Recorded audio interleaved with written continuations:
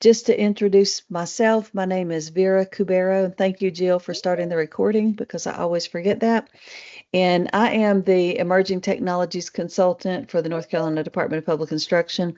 And of course, right now, a lot of my work is around AI, and things are happening so fast it really keeps me busy trying to stay up to date with it. And there's a lot of updates have happened in March and April, just like they have every other month since 2.5 years ago. And so we're going to dive into those in just a minute. We will have a couple more people joining, and we'll kind of take time to admit people as they come in. But I also just wanted to leave this slide up for a second in case it's easier for you just to scan that QR code to get the slide deck on your device so that you can participate in our poll in just a moment. And I'm going to go ahead and move to the next slide. And this is the poll, and this is something brand new. We're going to talk about it in a little bit, a vibe coding in Canva. So I used the Canva code to create this poll to include in my webinar. And so I've been bugging Jill about buying something like some kind of polling software. Now Canva has actually done something that allows you to do that right inside. And so this will be my first time using it, but I do appreciate if you don't mind just to go ahead and click your selection there just on the grades you primarily serve and your own AI literacy skills. And we'll kind of look at that. That gives me good information as I can adjust the session to your needs. And if there's anybody who's had any trouble accessing that, the link to the slides in the chat, Stacy, can you drop that in for me? The link directly to the slides from the document. That'll make it easier for people who need to access it. And I see we have a few responses. Looks like we have 6, and it looks like we have a pretty good span across the grade levels, with the majority of us being in, surprisingly today, PK to 2, few in 3 to 5, some 6 to 8, some 9 to 13, and some multiple grades. But looks like the majority, or well, now we've got half and half, elementary and early, or most people are in elementary, which is unusual. We usually get more of the middle and high school. So that's good for me to know as I kind of target the stuff that we talk about today. And as far as our AI literacy levels, it looks like we have people also across the gamut there. We've got some with rating themselves at a 0 and a 1, a few in the 2, a few 3s, and 1 4. So that's good information for me. I just want to make sure that I target as much as I can to the people that we have in the room. And you guys allowed me to try out that Canva code for a survey, which I've been wanting to do. So I'm going to go ahead and move to the next slide. And then the next slide is just talking about the Padlet, which Stacy has dropped in the chat already. Padlet's a great resource for sharing and collaborating, and I have also added in the first column there resource. But as we do some hands-on activities throughout the webinar today, I've created a space on the Padlet for people to share. If you're comfortable with doing some hands-on coding while we're doing the webinar today, I'm going to invite you to do that and take some time and give you some guidance and some prompts to use. And so I welcome you to do that. And if you'll open up that Padlet and kind of keep it in a tab, you can use it to share, and we'll take a look at that and see what everybody else is creating. And so we will go ahead and move along. Okay, so what we're going to do today, we're talking about the most impactful advancements in March and April. This is just 2 months' time. I did one of these at the end of February, and so we've covered things prior to that in other webinars. But this will kind of help you stay up to date with the knowledge of what's happening and hopefully promote a more confident, ethical exploration of AI. And so our objectives: understanding the major updates, exploring classroom-ready demos and educational uses, and learning how to access and apply these new features. And as you will see on the right-hand side, there are a lot of things that we will cover, but they're mostly going to fall under a few main tools, which are Google Gemini, ChatGPT, and Canva. And in Canva alone, I could have done the whole webinar today just on the updates that Canva has put out. So we'll just kind of touch base on each one of them a little bit and give you some time to try them out. But we will not obviously get to spend a tremendous amount of time on any of those in an hour. So I'm going to go ahead and move along. This is something I've got a big, very complex one of these where I've been tracking the updates for the last couple of years. This one just reflects what's happened, the main things that I'm going to be covering just in March and April, a timeline for March and a timeline for April there. And it has links to the announcements. And that's the main reason I shared it. If you want to dig in more to any one of these things that I'm talking about, this little page right here has a link where you can go into the official announcement from that company and explore it a little further. But that's there just for informational purposes. But I do want to share this briefly as we start talking about the updates today, because this is something I found to be very interesting. There's a website that has been tracking, it's called trackingai.org, and they've been tracking these models and based on an IQ test results. And so giving them basically the same kind of test they would give a human for IQ tests. And you can see by this, the top results here are from May 28th of 2024. And the models then, ChatGPT was the top model, and it was less than 100 on an IQ test. It was around in the 95, which is still pretty impressive. But in just 1 year's time, you can see that there's a lot more models have joined the scene here, and they have really accelerated in their abilities, their capabilities. And then right now, the top model on the market is Gemini 2.5, which we're going to look at today.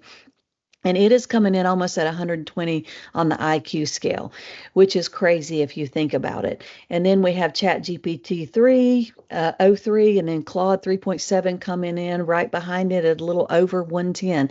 And so again, just in 1 year, that's pretty remarkable progress. And it is really exciting in a way, but it's also something that's kind of frightening if you think about it, that these models are getting so smart and so capable so quickly. And I just like to share that just for food for thought, something to think about. And there's a link there to it if you're interested in kind of following that.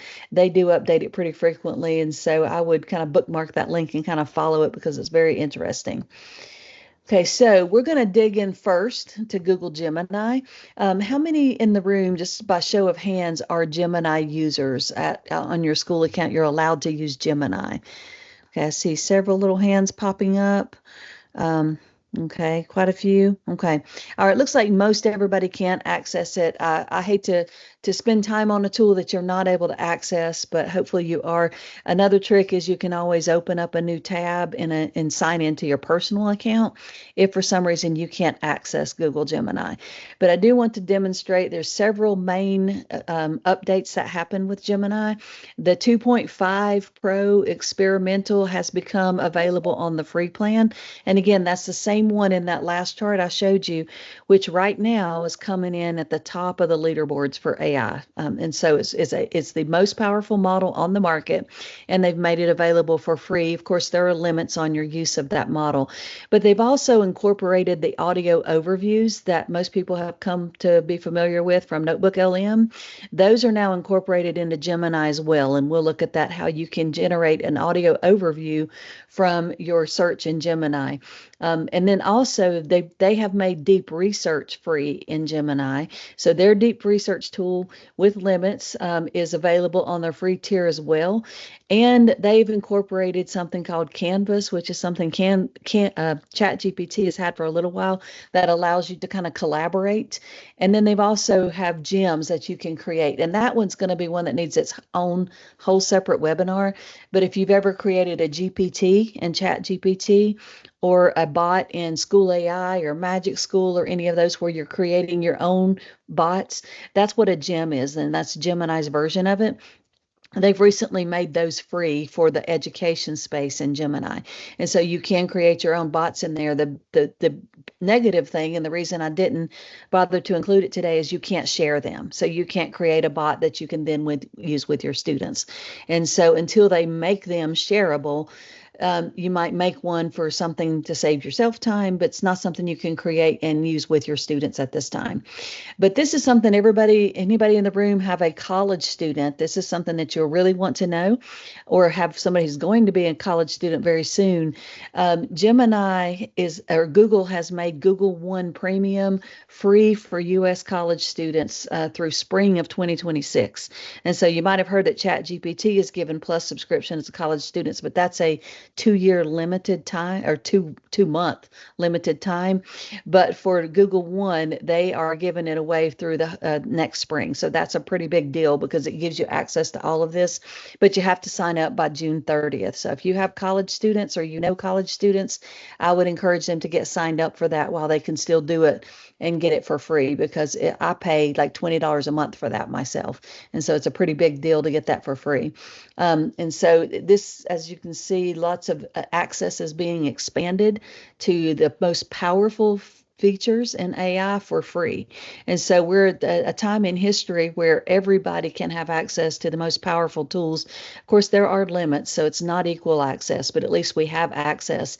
And that enhances accessibility and supports auditory learning, boosts productivity. And we're going to dig in a little deeper to some of these things. Since what I'm going to do is I'm going to do a demo. I'm going to show you something in a demo, and then I'm going to have time where I'm going to give you a prompt to use or several prompts to choose from, and then ask you to go in and practice it. And these prompts are all going to be on that Google document. And Stacy, if you don't mind, just to drop that document link in the chat as well. And so I have a prompt already here, and I'm just going to copy it from the document. I'm asking it to analyze the process of natural selection as if it were an economic market. And so I'm taking a biology theme and relating it to economics, okay? And identify the corresponding goods, consumers, and producers and currency. And then evaluate two major strengths and two significant limitations for this analogy. Okay, so I want to talk about this prompt a little bit before I run it, because this is the kind of prompt that a year ago, if I had taken this prompt and put it into any of the free tools or any of the mainstream tools, it would not have been able to do a very good job with. And the reason why is this prompt is complex. It's not super long, but it's asking it's multiple complex steps. First of all, I'm asking it to do multiple things. And I used to tell people when you're writing prompts just to do baby steps, like ask for one thing and then do another prompt and ask for another thing, because the AI models at that time could not handle complex steps. Well, now they can. They've gotten much, much better. It's also asking for cross-domain synthesis. So I'm asking it to take this biology concept and apply it to economics. And that's something that a year ago the models would have had difficulty with. And then analogical mapping, I'm asking it to make these analogies between goods, consumers, producers, and currency. And then just the evaluation and the critiquing is a whole nother step. Now, previously, I would have done the creation in one step, and then I would have done a separate prompt to ask it to evaluate it, again, because the models couldn't handle that multi-step process, and now they can. And so I'm going to run that prompt in Gemini and just demonstrate it for you. And so I'm just copying and pasting it in the same prompt that you see on the screen. And then I'm just going to click enter, and we'll watch it run. And it does take a little time, but I want you to notice this little caret. When you click the caret in Gemini, it will show you the thinking process. And I don't like that they use the word thinking, but all the models are using that now, is reasoning. It's showing you its reasoning process. And so it will show you what it's doing, and it's gotten ahead of me as it's going through this. The process that it is taking to complete this prompt is very complex, and so I'm not just asking for an answer or something simple. If I were, I wouldn't use a reasoning model. I would just use a basic model, because this also has an environmental cost. These reasoning models and things that process longer are more impactful to the environment. So this is not the kind of model you would use just for a very simple prompt.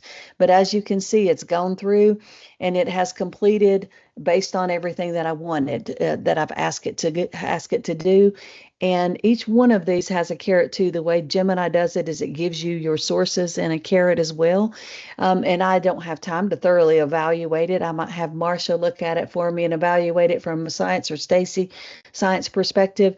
But of course, as a user, you would be wanting to do that. You would want to make sure that you evaluate it thoroughly.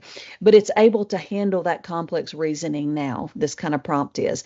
And then notice also, we're going to talk about Canvas. And so instead of doing a whole separate prompt, I'm just going to demonstrate Canvas while I'm at it.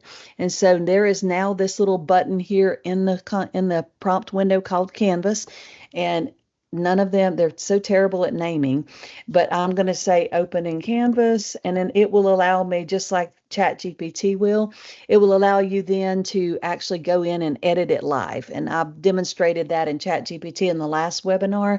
So I'm not going to spend a tremendous amount of time talking about it because it works pretty much the same way, except that I'm really excited that the models are taking on this collaborative approach, because this really is kind of the future, is where people are learning to work alongside AI, not just use it as an input-output machine.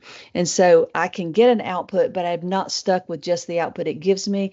I can go in here and I can do things like I could ask Gemini to define the word in the sentence, and it will, just like ChatGPT, it will come over here on the left and it will show me the prompting and the thinking process that it's going through.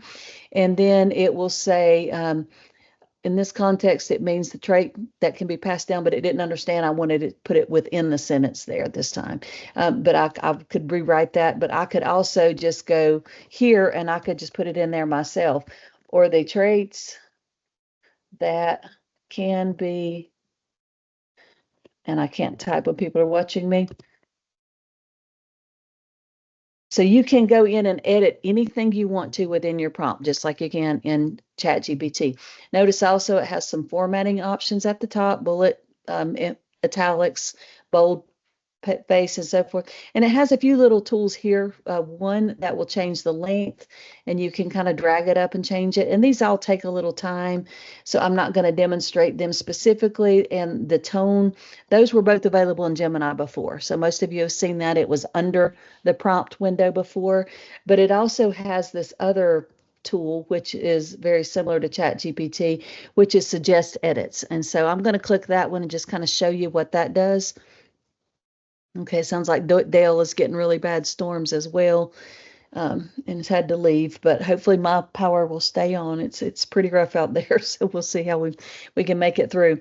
But I have done I click the suggest edits, and if you look over here on the left, it's going to start doing it. And this looks just like it does in ChatGPT as well, very similar to a Google Doc, where it comes in and makes suggestions for them. So the phrasing is slightly redundant, and it didn't like the words that I added to it. And so I can accept it or I can decline it. If I want to decline it and say, well, I want to keep it that way, I can, or I can just apply all of the recommendations that it gives me. And so, and it also has an export to docs button at the top, and then it has a copy button. And so all of those things, if I'm just going to allow it to finish running and correcting those. And so I'm not going to spend any more time on that, but I just want to make sure that you're aware of that, and we'll have time to test it out in a minute. And then I'm going to go ahead and just close that prompt out in a minute and go back to the slide deck. And so that one was the one I ran. And now we're going to do like a hands-on prompting time. And this prompt, again, you can copy and paste from Canva, but it's also in the Google Doc. And so if you look in the Google Doc that I have for you, this one is in there as well. And so if you look at the top of it, that's the prompt I just ran. This is the one that I would like for you to try now, and it has brackets in it for you to personalize it to your curriculum area, your age, or whatever you have. And so if you copy the whole thing, it's asking you to act as an expert designer, collaborating to help develop a mini lesson. And again, it's multiple steps, okay? Because if you're using Gemini 2.5, you need to be doing something more complex. If it's something really simple, you would just want to use the non-reasoning model. And so I'm asking it to brainstorm an idea and objective, develop engaging activities, differentiate the activity, and create a formative check on it. And then so when you copy and paste that into Gemini, then you would just want to take a moment to personalize it, change out what's in the brackets for your own information. And so I'll go back to Gemini and I'm going to start a new chat, and I'm going to plop that in here as well. And so I'm going to go in and adjust it. So I'm going to say for 8th grade, my favorite grade I ever taught, I think, was 8th grade, on the subject of, I'll go with simple machines. That'll work. Okay. And you can, of course, and this is a recommendation that I make to teachers, is actually put your own standard in there. Copy and paste from your standard course of study and put it in there is always a best practice. That takes a little time during a webinar, but you will get the most targeted response if you do that, if you actually use your own standards. And so I'm going to just let that run a minute. And as you'll see, it is a reasoning model, so it does take a little longer, and I'm sure yours is taking longer as well. But I invite you to hit that caret so that you can kind of watch the process play out. And you have to go pretty fast. It works really, really quickly. And so I'm already behind on it, but you can see the steps that it's going through.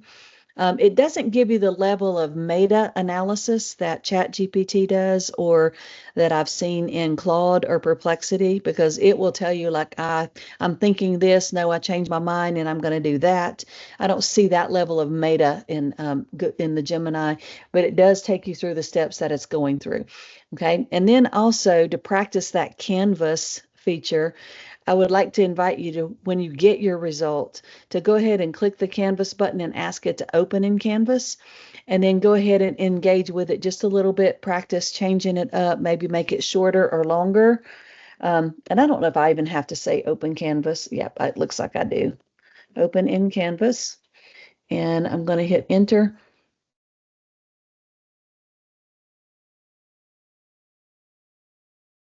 Okay, and so now I have that here, and I've already demonstrated just changing the text within, asking questions within. You can do any of those things. Just ask Gemini a question about that. Like I can say, what is a fulcrum? And it will, over here in the left-hand panel, give me that answer. But I'm going to go in and change the length of it. I'm going to make it shorter. So maybe I want to make it a shorter prompt, and I can just move that scale, and it will shorten it. Or you can lengthen it, you can change the tone of it. It doesn't have as many tools in the editing window as ChatGPT Canvas has. But also, while you're doing this, I'll just mention that this also allows you to do coding in there. If anybody is a coder, you can code live in Gemini Canvas, and Gemini 2.5 is actually excellent at coding. Right now, it's kind of taken the leaderboards in coding as well. It's not something that I do a whole lot of, but you can code in here as well, and it will actually make the code for you. It will debug it, and then you can kind of preview the things that you create as well.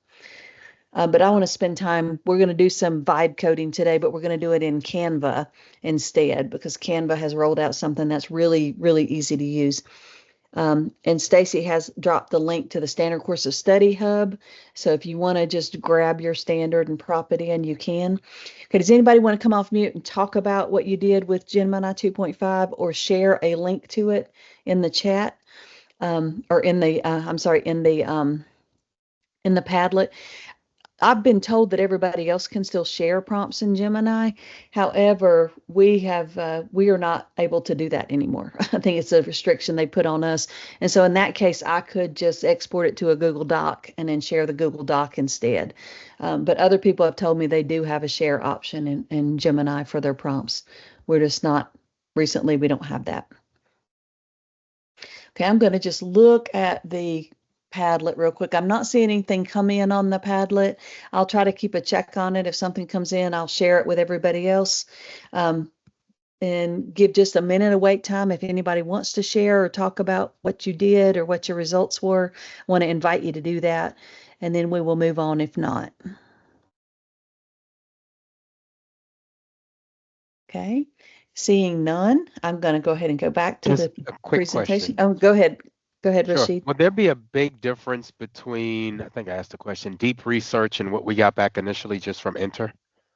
Yeah, there will be a pretty significant difference, and we're going to look at deep research in just a minute. Deep research, as it suggests, is going to be a more thorough deep dive. It's going to give you a lot of different sources. It's going to cite the sources a little more. And so this is not the kind of topic I would use in deep research, asking for a lesson plan. For deep research, you would want to do something that you really want to involve research. And we'll look at that in a minute, look at the difference between the two as well. I have a question. Yeah, go right ahead. You were talking about the environmental impact, and I'm just curious, like, is the environmental impact of like using Canvas any different than, just using the regular chat GPT or whatever? Not the canvas itself, it's just the different models, like the Oh, reasoning models that process, the ones that are thinking or take longer to process, which are the reasoning models and like deep research and image generation, video generation, things like that have more of an environmental impact. And so, and I will say though that they're getting better at that. They're finding ways to mitigate it, but I think it's always going to be that the longer that it takes to process your answer, the more of an impact it's going to take because it takes more GPUs to run it, and that equates to more of an environmental impact. But it's Okay. not the canvas part that does it. It's the reasoning part that So has a more of an impact. when you're using, any of these different brands, like how do you know if you're using the reasoning model or the non-reasoning model? They will, we'll go back to Gemini. Let me start a new one. When you go to this drop down window right here, basically they all have like an everyday model. Like for Chat Okay. GPT, it's 4.0. For Okay. this one, it's 2.0 Flash. But if it says, you just look on this where it says uses advanced reasoning, best for Okay. complex tasks, in-depth research, like all three of these Okay. use reasoning. The first Okay. one doesn't. For your simple queries, you would want to use the Flash or the 4.0 or the just regular Claude 3.7, not the extended thinking. Whichever LLM you're doing, they Okay. all have a base model and then they have the advanced models below them. Okay. Thank you. You're welcome. It's a good question. Okay. Okay, so everybody's had an opportunity to try that out and tried out the Canvas feature at the same time. But what I mentioned also is that if you've gotten familiar with Notebook LM, been to any webinars, Stacy's done several on Notebook LM. It's had this audio feature for a while, makes audio overviews, which are like AI generated podcasts with AI generated voices. They've recently incorporated that into Gemini as well. But a couple things I want to mention about it is, first of all, it is only for users that are over 18. So even if you have Gemini in your school and your students are allowed to use it, if they're under 18, they will not have access to this feature because basically this feature is tapping into Notebook LM, and Notebook LM is still an 18 and over feature. However, you can download the podcast. And so you can use it as a teacher. You can download the podcast and you can share them in Google Drive with your students and make them eligible or available to them. So I wanted to make that clear before. As a teacher, you can use it. Your students will not be able to use it unless they're 18 and they've set up in the Google admin that way. And so this little video just kind of shows the process, but we're going to walk through and do it. And all of these things take a little time. And so it makes it hard in a webinar to go through a full live demo, but I am going to try to do that. So if I'll show you, this is basically, I'm going to go into Gemini and I'll demonstrate the easiest way that I've found to do it. And I'll see if it does it in this. So I'm going to just add a file. That's the Hey, easiest way I've seen to prompt it. Go ahead, Stacy. Hey there.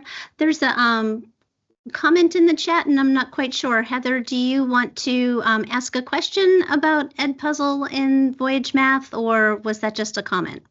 I just wanted to check real quick. No, I was trying to double or multitask, and that was supposed to be sent to my other teachers in tutoring. Okay, good. Sorry about that. I know nothing about either one of them, so I'm glad Okay. it's not for me. Just wanted to check in. Okay. We'll Thank you. continue. I'm sorry, I couldn't figure out where it went. I didn't know where Okay. I put it. Well, I have uploaded a file, and what I did is I uploaded I think this is a blog post by Ethan Mollick. I'm not sure. I just grabbed the first thing I saw. And so when you upload a file to Gemini, and it has lots of file formats it can take text files, PDF, Docs, Google Slides, PowerPoints. But when you do that, if it's a file that it can generate an audio overview, it will just prompt you to do that.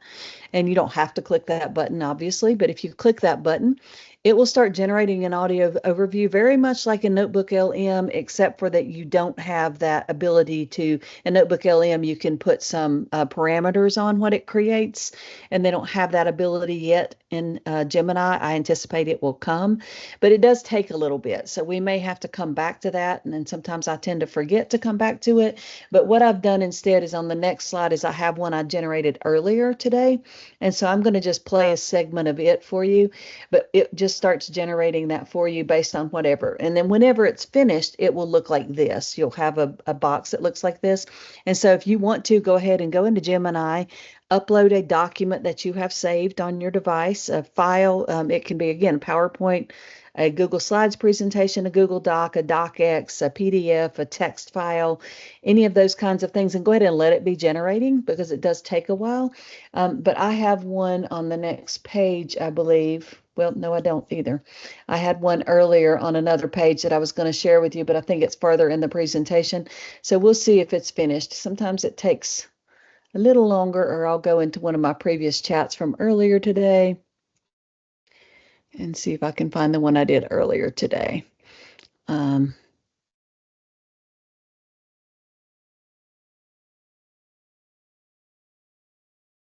probably will have that one finished before I get to that.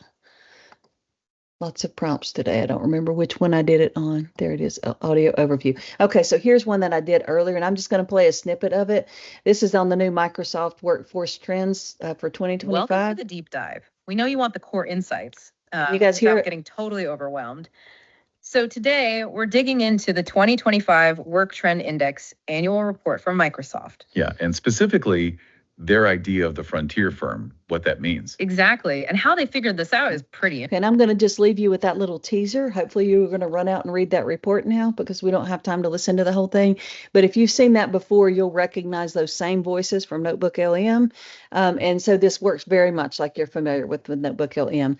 Another thing you can do the audio overviews for is when you do deep research, which we're going to look at next. And so from a deep research report, you can also generate a Notebook LM style podcast from it as well. And so when that finishes, that other one might be finished by now. If I get back to it, I have to find my right prompt there. Oh, that one. Okay. No, it's still okay. Just finished. So that one would be the same way. If I play it. Okay, so you've probably noticed, like everyone else, how fast AI is moving these days. Okay. And so all of mine are about AI, of course, because I'm nerding out all the time. But hopefully you have one uploading, or you can in a minute, and you'll get to kind of listen to it as well. But again, just remember that's only for 18 and up. But I do want to show this. I forgot to show this. You can download those. And so what I would do is just download it as it downloads as an MP4 or MP3, I'm sorry. And you just pull it into Google Drive and set the sharing settings. And then you can link it wherever you want to link it. So your students can still link it, listen to it. You can make a QR code, stick it around the room, whatever you want to do. And so it is accessible to them that way. They just can't generate them themselves.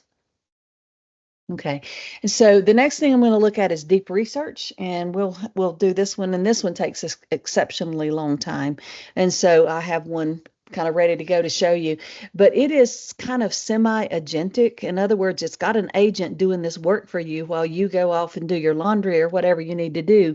You just give it some descriptions and some parameters. It will go out and scour the web for you, find sources, it will vet those sources, and it will use them to generate your report ever how you tell it to generate it.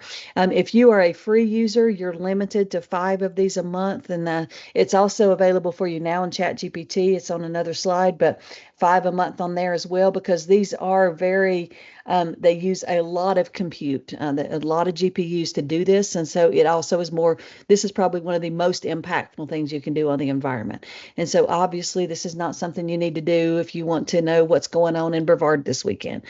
You would want to use just a simple model for that. This is something that you really want to dig in and do some complex research. And actually, I think I got the 5 times as ChatGPT. Gemini has more generous options. I need to change that. Gemini allows you 10 times a day on the free plan. And that may just be for educators, and maybe for non-educators, that's 5 times a day, but it is more generous than the ChatGPT version.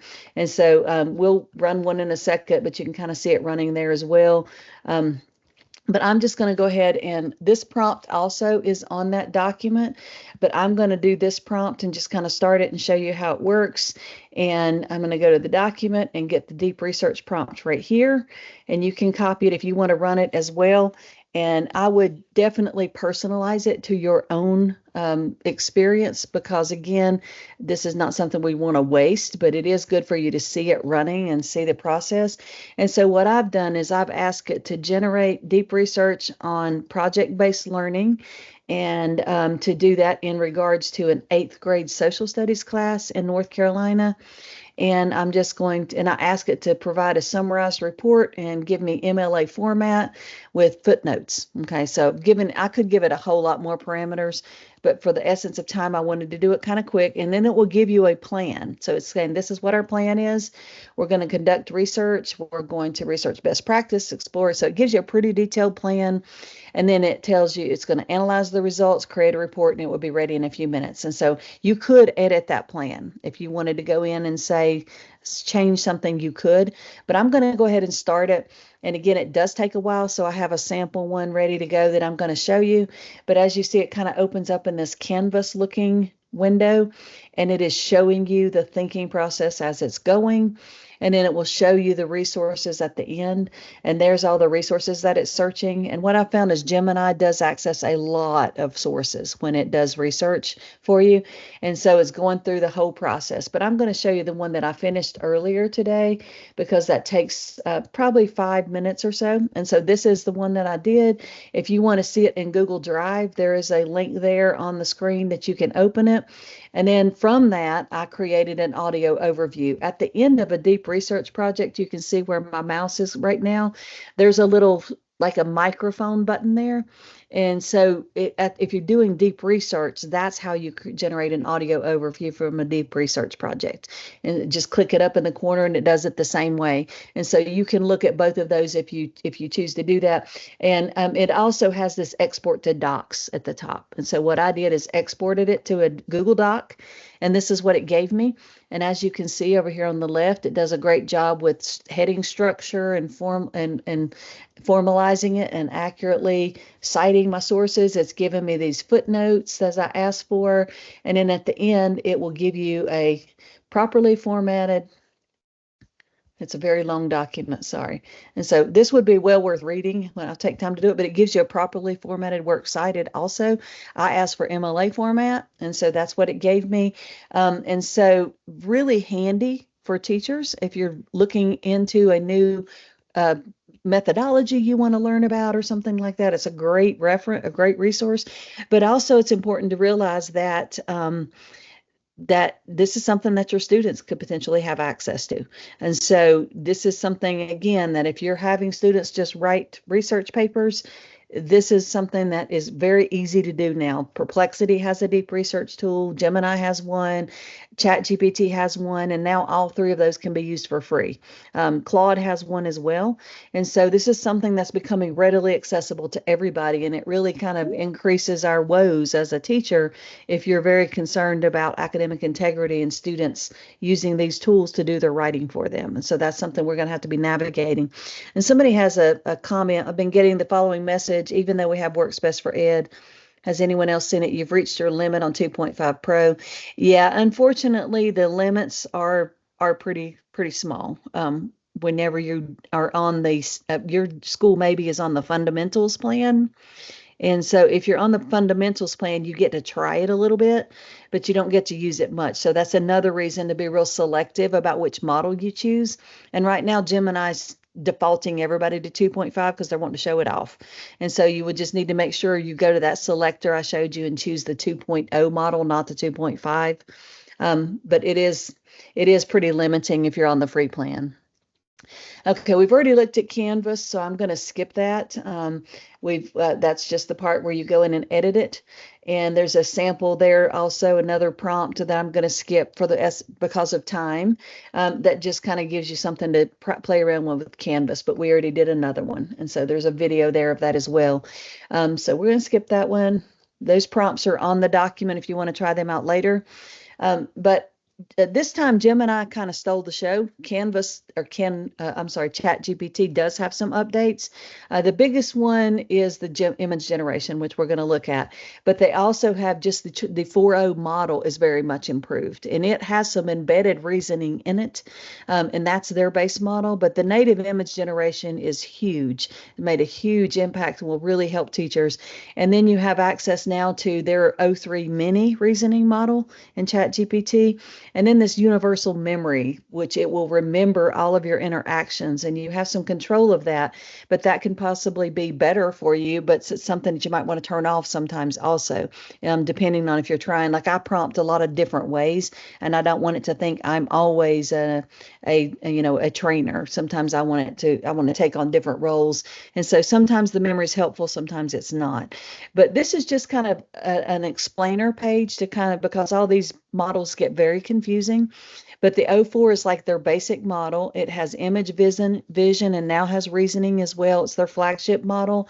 You can use it for creating on-the-fly diagrams, explaining photos, multimodal think alouds, and it's available to all free accounts. The mini is a lightweight reasoning model, and we probably won't demonstrate it because it works very much like the other reasoning models where it shows you its reasoning process. But it's for things that you want to do really more complex, like step-by-step, difficult problems like algebra, chemistry problems, coding, debugging, or just really complex things like the one I showed you earlier with 2.5 with Gemini. And it was added in January. You only get about 40 a day messages, so you might be in a really engaging chat and then run out of messages, and it will kick you back to the 4.0. And then the O4 mini is what they use the deep research for, which now deep research, you can have 5 a day or 5 a month in ChatGPT on the free plan. So those are very limited in ChatGPT, but you can do 5 of them. But it is that kind of agentic behavior, the same thing I showed you in Gemini. So we won't demonstrate that in ChatGPT as well. I demonstrated that last webinar in ChatGPT.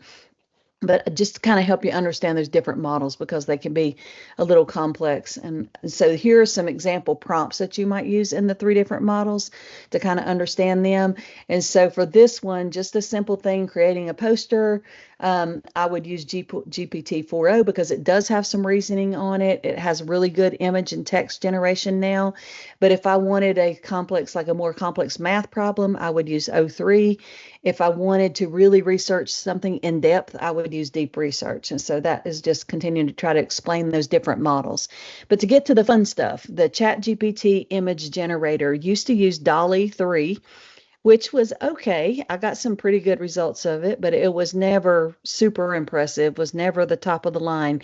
But they changed it, and they now have a native image generator that runs on their own model. They don't use DALL-E anymore at all, and it is really impressive. And they about blew up ChatGPT the few days after it came out. The usage was just through the roof because everybody was playing with it. If you saw all the cartoon characters of people in boxes, I think Stacy did one of those. I never did one. People were making those Ghibli images and all of that, and they really were a lot of use of it. But it has a lot of really good uses. This poster right here, I created in it. And if you've ever tried to create images with text before, used to be the only one that could do that at all was one that you had to pay for. And the name's escaping me. Stacy, do you remember the name? The image generator that did text before? Ideogram. Yes, thank you. But now, but now ChatGPT can do that natively. You are limited. It's around 3 per day if you're on the free plan. And I say around 3 because it seems to depend on how complex the images are. But there are limits, but it's something that can be super useful for teachers. And so we'll look at that a little bit and look at some examples. Here's one I created earlier today. It's just a simple prompt. I ask it to create a 2-panel comic strip. Panel 1 shows a raindrop evaporating, and 2 shows condensation, and I told it what to say.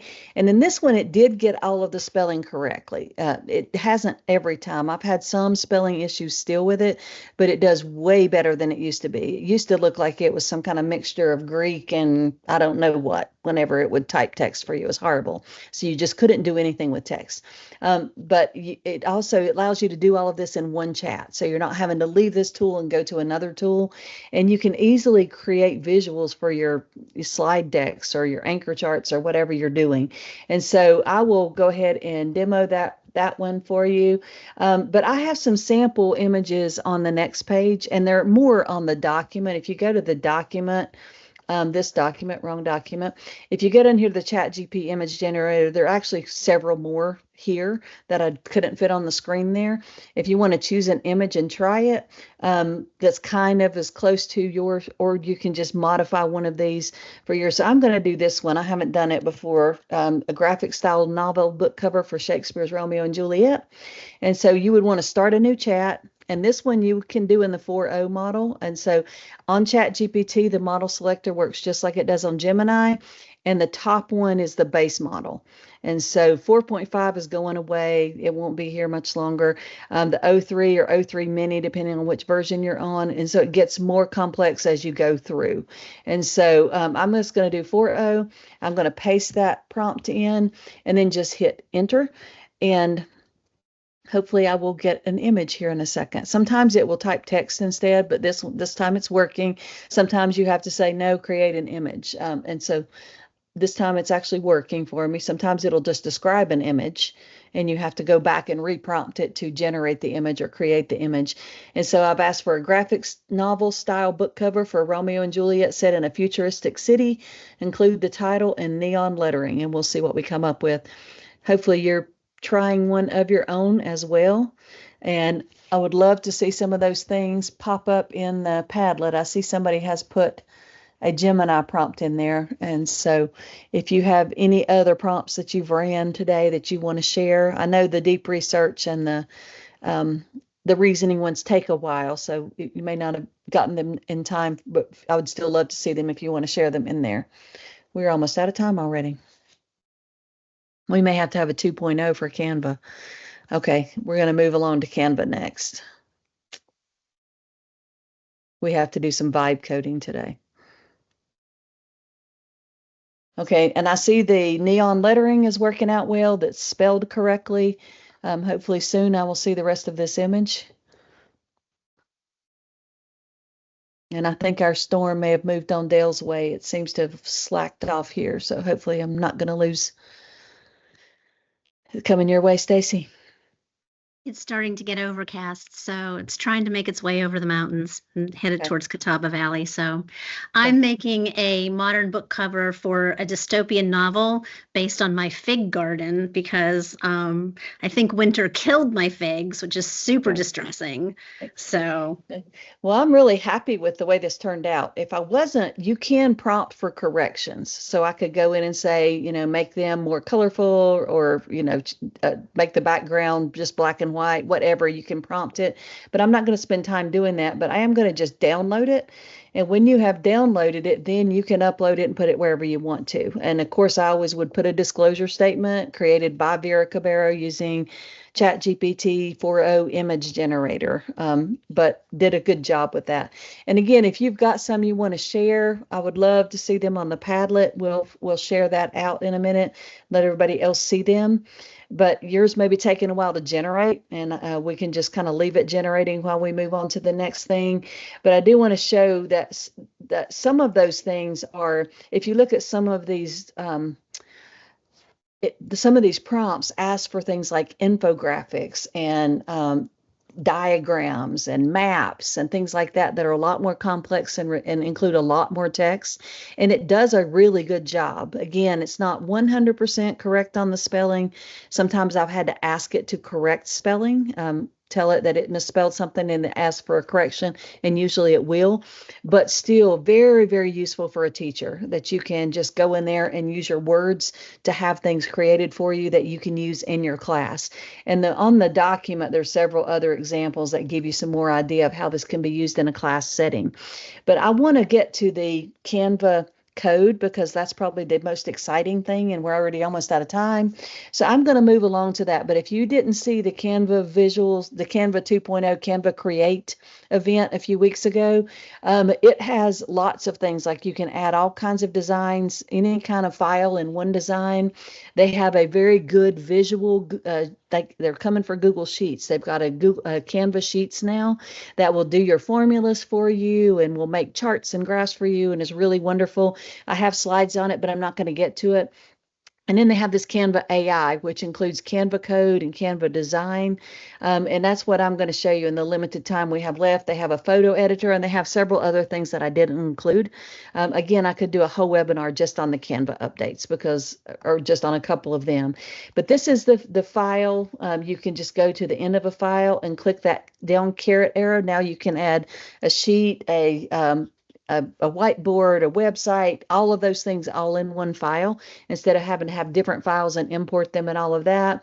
But the vibe coding is what I'm most excited about. So I want to get to that. I've showed vibe coding in my webinars before in Claude, and in ChatGPT now has vibe coding as well.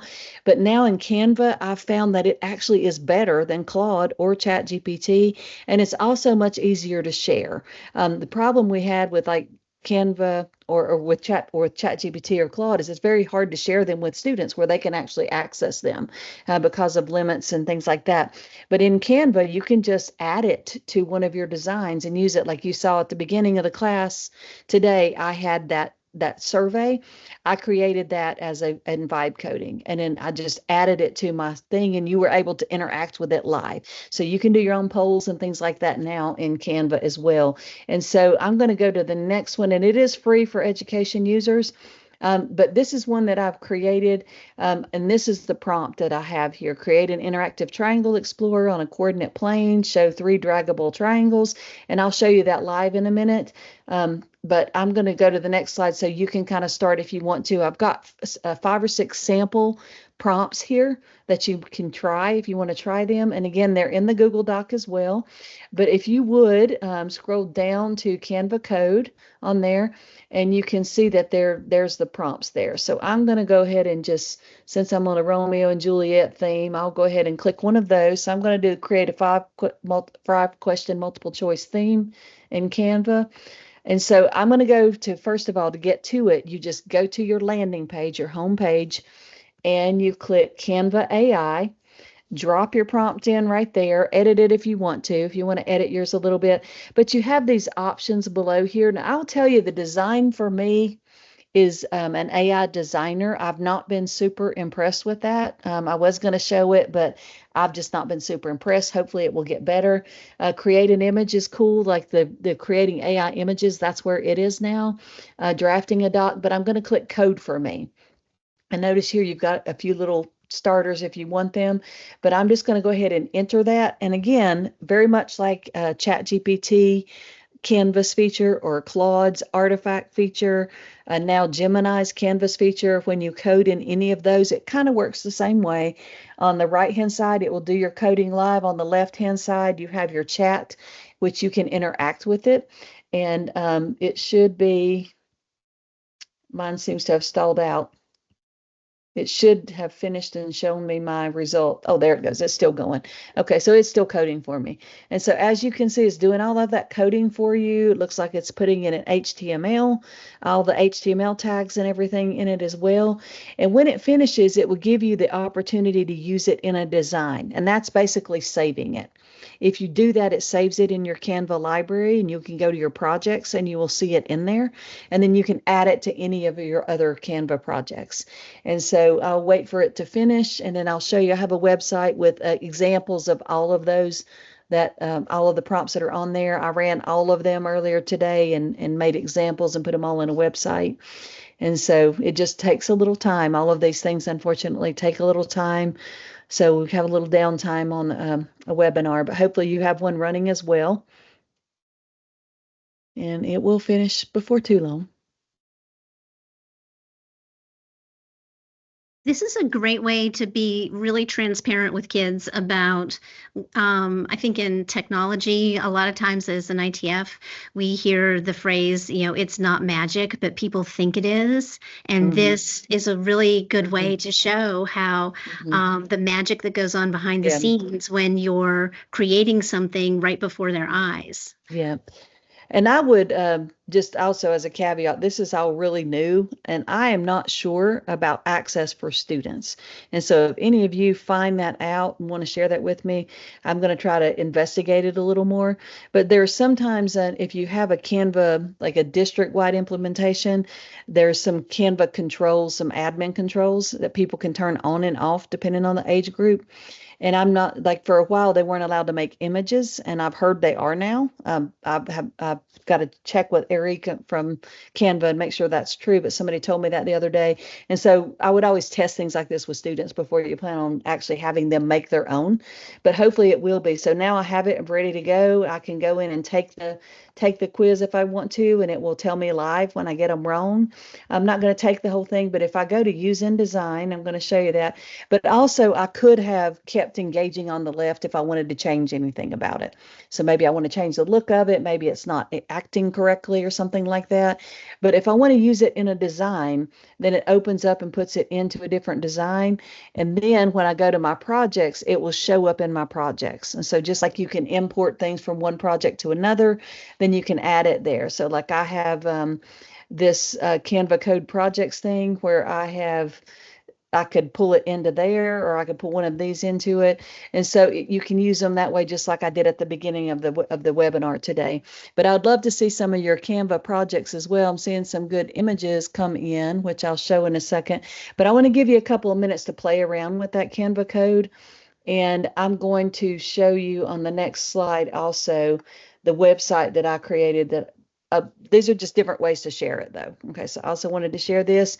You can just make a public link to it. You can put it in a Canva project. You can make a template if you want students to be able to make their own copy. You can embed it. You can put it in a Google Classroom, Canvas, whatever. You can put it in a website. But what happened? Okay, here's my results. So I wanted to show you this. Well, didn't click. Let me go back to it. Sorry, I'm on the wrong slide. I wanted to show you the website that I created that I have linked at the bottom there.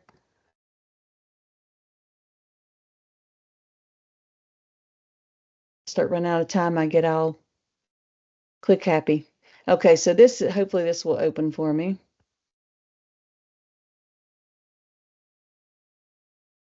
Okay, so this is one, and this hopefully will really spark some ideas for you, because these are all things that I created in this Canva code. Another thing they did on their web creator is you can have separate pages now. And so you can see my page selector up there. So this one, it just gives you information. So it's a diagram that's informational. It's one of the prompts that's on the sheet.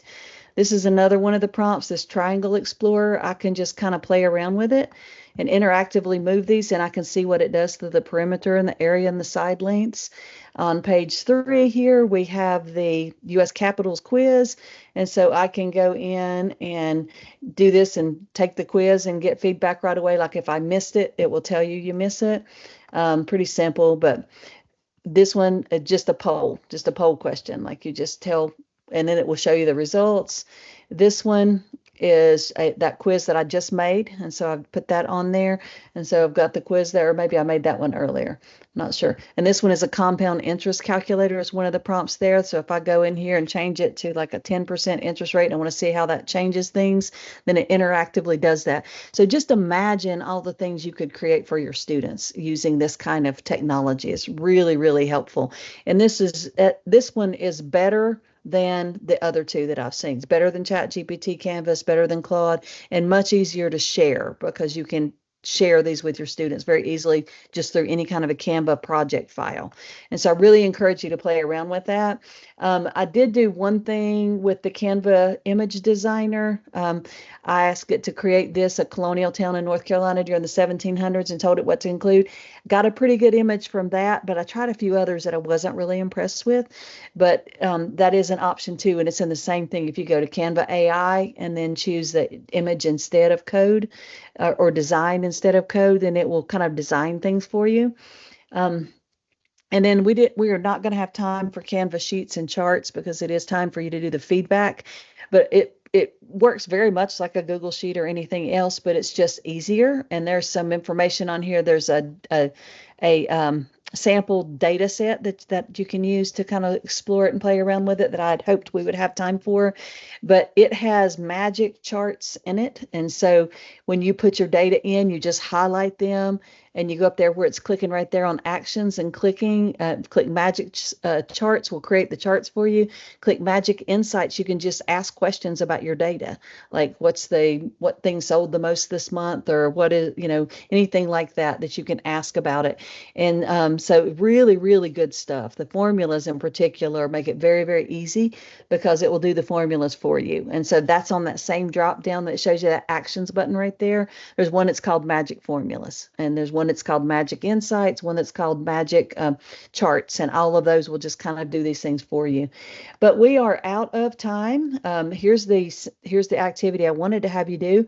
And just a reminder, don't ever, even in Canva, don't upload your document with all your students' first and last names and their, students' numbers and all of that. That is PII.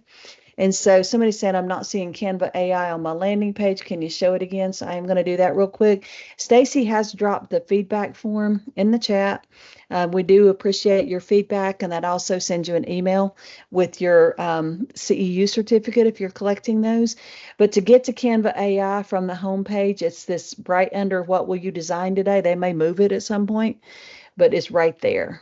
And so if you're not seeing it, you want to go over here and click the home on the left. You want to go to the drop down and click home, and then you should see that Canva AI up there. Paula, will you let me know if you still see it? If you still do not see it, that's where it is for me. I'm hoping that's where it is for everybody. Okay. Can't somebody, so you guys are on mine, it said there's a banner at the top that says Canva create unchartered, see what's coming. okay. And that's what I see in the area that you see that. Do you have some little icons on the left of your screen that has like a present there? You may have to opt into this. I had to, after Canva create, there was some icons right here, and there was a present looking one, and it's over here now. I think if you click that, it will possibly upgrade you. Okay. But I had to do I'll play something around with after it. Canva create, and Okay. I thought they would just roll it out to everybody by now, but maybe they haven't. Do you Okay, see? thank you. Did that work for you? No, but I'm going to play around with it later. I know Okay. you're short for time. If you Thanks. see a present icon somewhere, click it. And what I did is it gave me like a number. I was like the number 100,000 something or other who opted in. And then it, like they call it a glow up. You get the glow up means you get all the stuff. Got it. Okay. Thank you.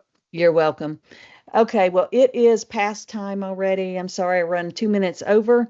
There are a couple more slides to just have the Q&A and then the feedback form. So we do appreciate your attendance. I hope that it was useful to you and you have some time to try out some of these things. Really amazing updates this month, or these 2 months in particular. And I'll take questions if anybody wants to stay on and ask questions. I'll stay on for a few minutes. I know some people will need to hop off though.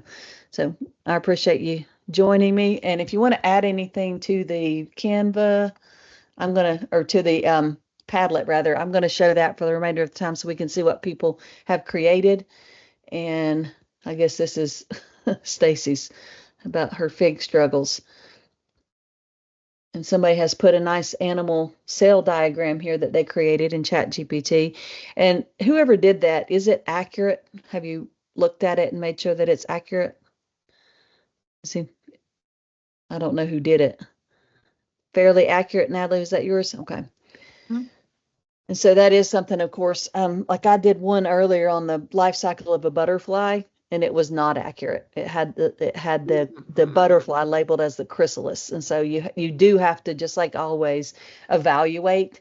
But you can prompt in natural language to ask for corrections. You could say, hey, that you've got labeled as a butterfly is not a butterfly, that's a chrysalis. And so you do need to always be that human in the loop and evaluate it and make sure that everything's accurate and ask for corrections.